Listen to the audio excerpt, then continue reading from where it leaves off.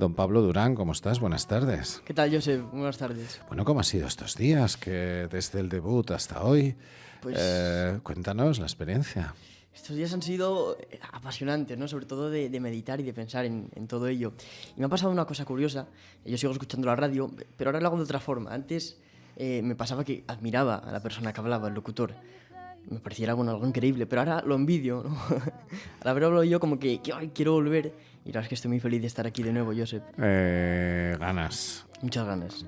Eso es lo más importante para el mundo de la radio, ¿no? Sobre todo con 16 años, que tengas ilusión y que tengas ganas y que quieras trabajar, es lo más importante. Yo antes hablaba con una eminencia de la radio, Premio Ondas, Palabras Mayores, Jesús Ferreiro, toda una institución, alguien que tenemos que aprender, y él nos decía, mucho curro hay detrás. Y dijimos, sí, es verdad que hay mucho curro, hay muchas horas, pero es lo realmente bonito, Sí. ver el resultado. Así que esfuérzate, profundiza en ti mismo, atrévete y sobre todo lucha por lo que sueñas. No tiene más explicación. A partir de ahí pues tendrás oportunidades.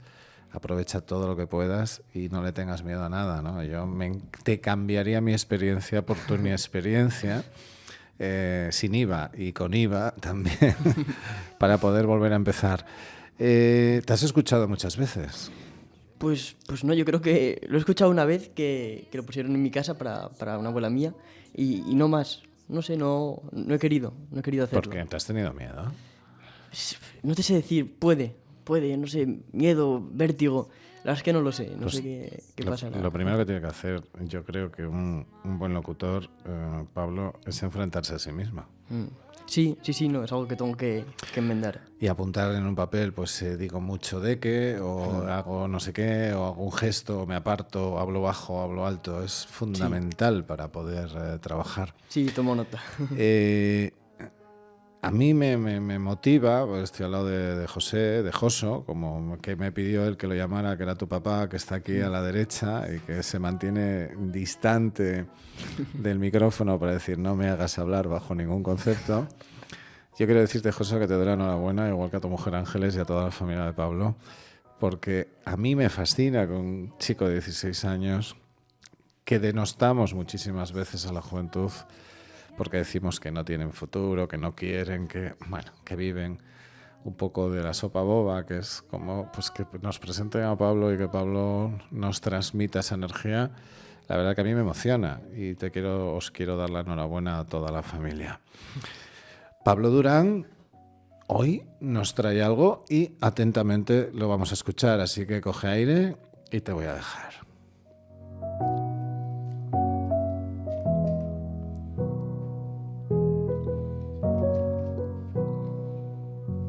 It's 9:00 on a Saturday.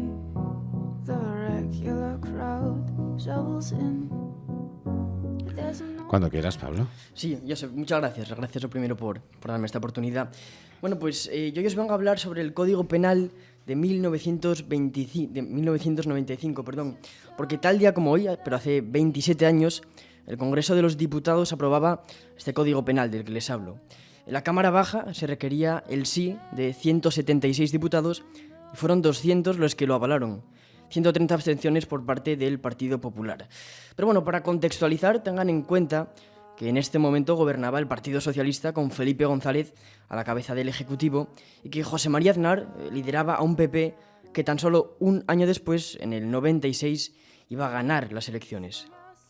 Pero bueno, volviendo a lo judicial y antes de entrar en materia, déjenme que les traslade un pequeño apunte introductorio y es la definición de derecho penal. Creo que es importante, si vamos a hablar de un código penal, matizarles esta definición. Según Economipedia, esta rama del derecho es el conjunto de normas que se encarga de establecer penas o medidas de seguridad a conductas de las personas físicas o jurídicas que lesionen derechos de los demás.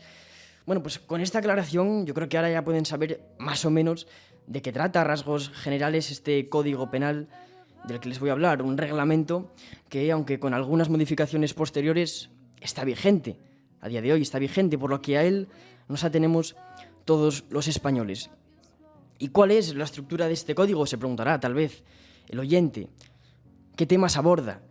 Pues bien, el Código Penal de 1995 se compone de un título preliminar, 3 libros y 22 disposiciones. Si les parece, les diré de qué trata cada una de sus partes y para acercarles algo que en ocasiones puede ser tan remoto como una ley, pues les voy a citar algún que otro artículo para que contemplen el tono y el carácter de este Código Penal. Artículos que, desde mi ignorancia y desconocimiento sobre este tema, por supuesto, pues me han parecido interesantes. Pues vayamos con esas partes. La primera, el título preliminar, trata sobre las garantías penales y la aplicación de la ley penal y se compone de 9 artículos. Y les voy a leer uno, el número 5, que dice: no hay pena sin dolo o imprudencia. El primer libro versa sobre los delitos, las personas responsables, las penas, medidas de seguridad y demás consecuencias de la infracción penal. Y he seleccionado para leerles el artículo 75, que enuncia: cuando todas o algunas de las penas correspondientes a las diversas infracciones no puedan ser cumplidas simultáneamente por el condenado, se seguirá el orden de su respectiva gravedad para su cumplimiento sucesivo, en cuanto sea posible. Vamos con el segundo libro, que habla sobre los delitos y sus penas.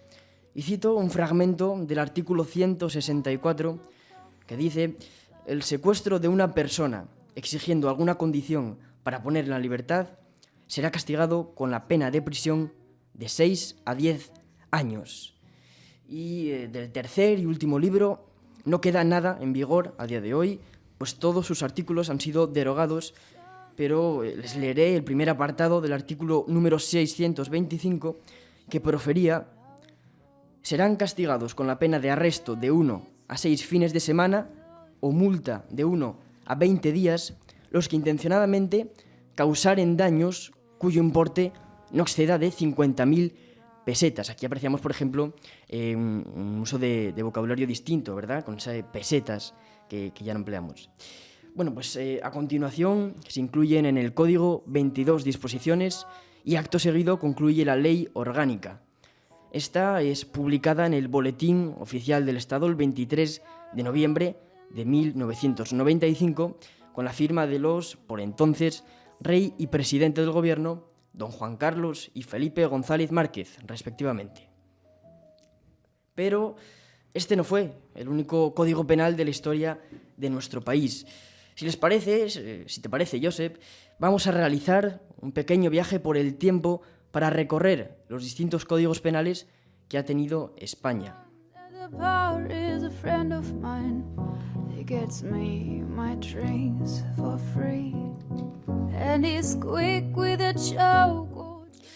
Para localizar el primero hemos de remontarnos hasta 1822. Concretamente fue el 8 de julio de dicho año cuando las Cortes Generales emitieron estas normas en el contexto del trienio liberal, cuando se mantenía vigente la Constitución de 1812, la que conocemos como la PEPA. El código contenía 2 partes: la primera, delitos contra la sociedad, y la segunda, delitos contra los particulares. Ambas estaban fundamentadas en ideas ilustradas y en penas restrictivas.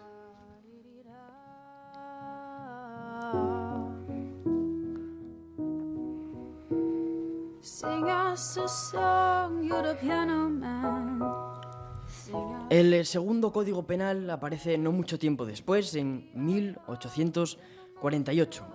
Isabel II, monarca de por entonces, sancionó estas leyes el 19 de marzo de dicho año, estando ligadas estas a la Constitución de 1845. Se considera este código como la base de los que vinieron a posteriori.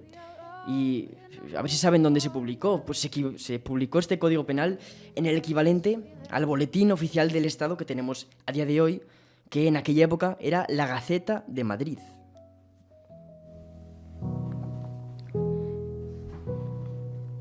Ya llovió, la Gaceta de Madrid. Ya llovió. Bueno, pues a este reglamento se le incluye una reforma en 1850 y 20 años después, en el 70, nace un nuevo Código Penal en el marco del Sexenio Democrático, tras la aprobación de la Constitución de 1869. Este también es publicado en la Gaceta de Madrid el 31 de agosto, con un contenido liberal surgido a raíz de la Revolución de 1868, conocida como la Gloriosa, la cual provocó la caída de Isabel II como monarca. I'm not really sure how it goes, but it's En 1875 se publica el Código Penal de Don Carlos VII, en alusión al Duque de Madrid, en el contexto de la Tercera Guerra Carlista.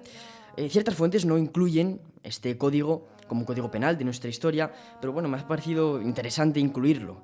Y es importante recalcar que este reglamento estaba inspirado en el de 1848, que ya les he contado. you're the piano man. Sing us the song tonight.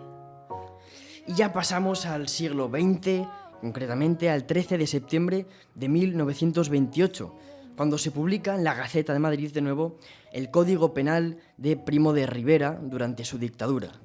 3 tomos, según el diario ABC, con dureza y rigor, donde se incluían, por ejemplo, más penas de muerte que en otros códigos y donde se castigaban los comentarios obscenos o groseros dirigidos hacia las mujeres. Now John at the bar is a friend of mine.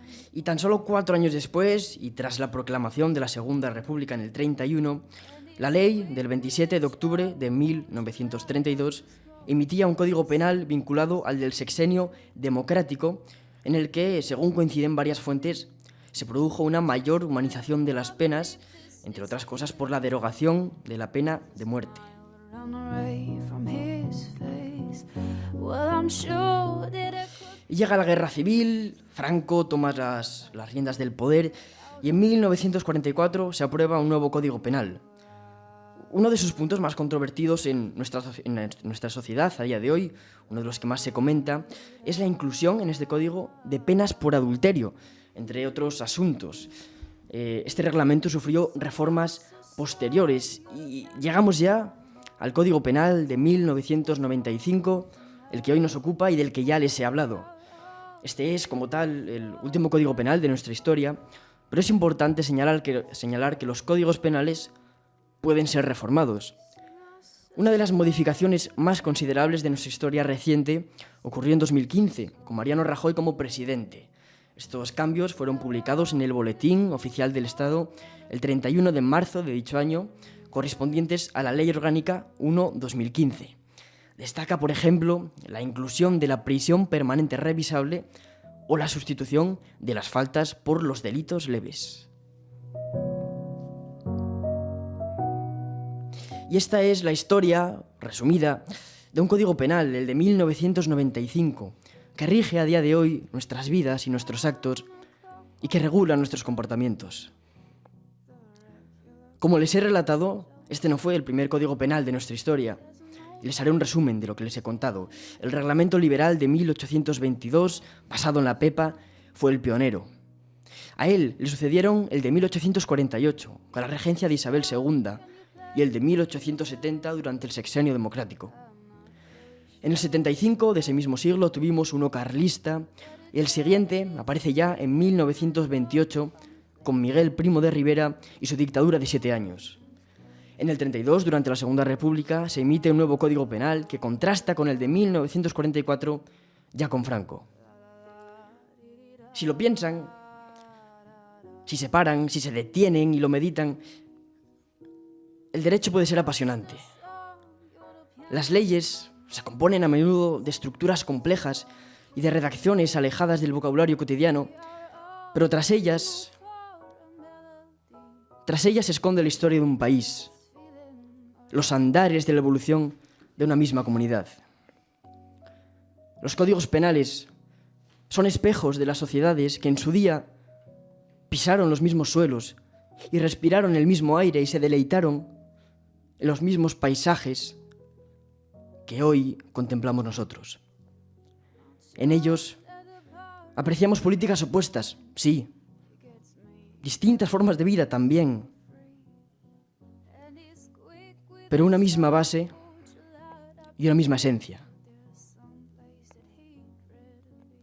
el derecho. He's a spill. I believe this is killing me as a smile.